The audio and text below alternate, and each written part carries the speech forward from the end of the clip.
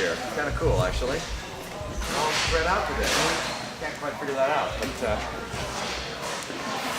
you ready? Get that thing going? All right. Good to see you again, and beautiful day in Iowa today. I spoke briefly in my address here about different approaches taken to the tragedy of methamphetamine use. In Massachusetts, we had a state that was beginning to see the growth of methamphetamine that some parts of the country have in real epidemic proportion. Some states have a very high level of methamphetamine use, and our state was not seen as being as high as some of the others.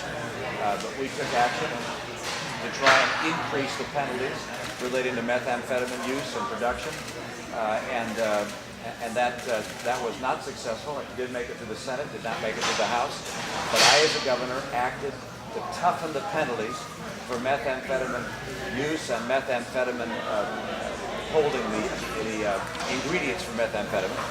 And I contrast that with Governor Huckabee, came from a state which had a very substantial methamphetamine problem, and which the action he took was, in fact, to reduce the mandatory minimum sentences for methamphetamine dealers. So we approached this problem very differently. I wanted to increase the penalties. He took action to reduce the penalties. And actually, the local Arkansas paper saw his action as a relief act for methamphetamine. So a very different approach to this problem, very similar to our perspective on pardons.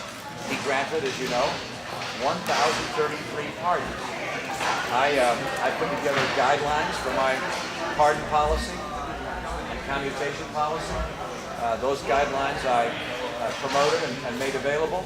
I followed those guidelines, and I'm proud of the fact that we did so.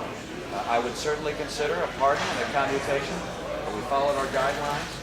And I'll have to tell you, when it comes to deciding who's going to be the toughest as it deals with criminals, there's no question but that my record suggests that giving out no pardons is a heck of a lot better than giving out 1,033 pardons.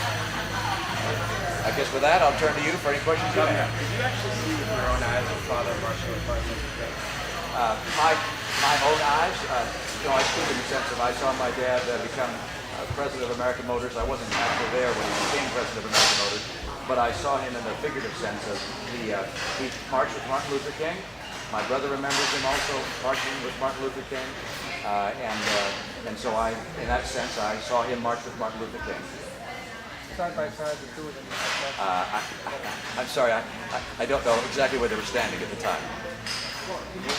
Where was it all? No, I really can't. I know that there are historical references. David Broder's book, and there are other books as well that reference the march that my dad had with Martin Luther King. I can't even give you the time frame. I just remember that we talked about it. My brother also remembers my dad having spoken about the fact that he did not do political events on Sunday, but that he decided at the last minute that he was going to break that self-imposed rule and participate, and I think he did so on a Sunday, as I recall. But why did you feel like you should say, I saw my father walk, when you didn't actually see with your own eyes, if I'm interpreting what you're saying? Well, I'm an English literature major as well. When we say I saw the Patriots win the World Series, it doesn't necessarily mean you were there. Excuse me, the Super Bowl. I saw my dad become president of American Motors. Does that mean you were there for the ceremony? No, it's a figure of speech. I saw my father as a champion of civil rights. This is a figure of speech, and it refers to that figure of speech. I saw my father march with Martin Luther King, noting his great record in fighting for civil rights. And he and my mom went to Martin Luther King's funeral, and were very involved. I remember my mom having a meeting with Martin Luther King as well. So they were very much involved in efforts to promote civil rights at a time when in the Republican Party that wasn't commonplace. My dad really stood out in favor of civil rights, and as I recall also from our dinner conversations, one of the concerns he had with Barry Goldwater was he felt that he was not strong enough in standing up for civil rights. So my dad was a leader in this area, and the reference of seeing my father lead in civil rights and seeing my father march with Martin Luther King is in the sense of this figurative awareness of and recognition of his leadership. Governor, on the subject of civil rights, why did you not take any actual action before 1978 to change your troopers' position on African Americans? Wasn't my position to do so. Governor, not to nitpick, but you say your father stood out. In fact, in the 60s, the Republican Party, particularly Northeastern and Upper Midwestern Republicans, were very much behind the civil rights movement. I believe 30–40% of the African Americans voted for Eisenhower and Nixon in 1960. It was only later that the party became identified in the other direction. So how did your father stand out? I'm going to let you look at the books at the time period and describe that. In my view, for instance, walking out of the Republican convention in San Francisco when Barry Goldwater was nominated, stands out. You may not think that's a standout, but I actually think it is. Governor, do you think, at the last stop on meth, you said that you were proud that your state cracked down on crime, especially meth, and it's clear from what you're saying now that you proposed it, but you didn't actually do it.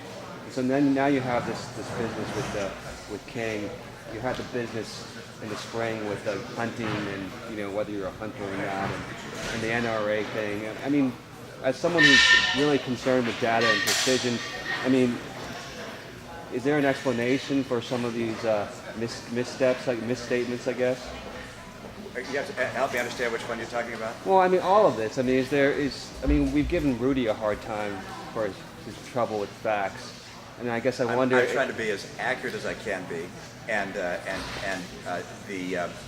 if you look at the literature or look at the dictionary, the term "saw" includes being aware of in the sense I've described. It's a figure of speech and very familiar, and it's very common. And I saw my dad march with Martin Luther King. I did not see it with my own eyes, but I saw him in the sense of being aware of his participation in that great effort. That's number one. Number two, with regards to efforts on methamphetamine, if I said this morning that we got tough on methamphetamine, I proposed we get tough on methamphetamine, and I've corrected that right here for all of you. You don't need to make any error in reporting it that somehow Governor Romney actually got it done. I proposed legislation. It was passed by the Senate, but ultimately not passed by the House. So I'm making sure that that's correct as quickly as I possibly can. If there was any confusion there, I'm sorry for any confusion. And then you mentioned something else I don't recall. I mean, the NRA endorsement. I mean, I'm just sorry. I'm not asking you to explain any particular thing. You could decide to hyper-analyze a word and try and create an impression that would not be accurate. Frankly, I didn't realize the NRA had an official endorsement program that was different than their phone banking for me. The fact that they phone banked and encouraged their members to vote for me, I thought qualified for saying that they'd endorse me. I think most people on the street would think that when they got a call from the NRA that they were endorsing Mitt Romney's candidacy if they were encouraging them to vote for me. But I didn't know they had an official endorsement and that I had not received that, didn't apply for that, wasn't aware of it. So, just part of this process. There's going to be hyper scrutiny of each word. That's part of running for president. I'm up to it, and you can look at the things that I'm saying about my record and about the events of our campaign and history, and you'll find that if now and then I miss a word or I get something slightly off, I'll correct it, acknowledge where it's wrong, but the overall thrust, the overall meaning of the story is very accurate. So, for instance, in saying I saw my dad march with Martin Luther King, that was to point out that my dad was an integral part of the civil rights effort and was there with Martin Luther King. Was not saying, well, with my own eyes I saw. That's not I don't believe the key part of the communication. We can take one more question. Do you think that African American voters who are considering you and find it strange or find it questionable that this is an important moment for you, an important moment for your family, that you can't cite when or where or when it happened? There are probably a lot of things in my life I can't cite when or where. It's available to you if you'd like. If you want us to find it, and we could probably send people to the Martin Luther King Library and to the George Romney Library. But gosh, there are 3 books that our staff provided for you. You know, for instance, I tell a story about the 40 funerals. If you were to say, well, can you document each funeral you attended and what the dates were? No, I can't. But if you'd like me to do my best to find it, I guess we can go out and try and look it up. But I do believe the fact that David Broder cites in his book that my dad marched with Martin Luther King, and that my brother and I remembered as well. That's probably what people would like to know. Great. Governor, Thank you, guys. We got to run. Huckabee today and Giuliani and your editors recently. You concerned at all about? I apologize.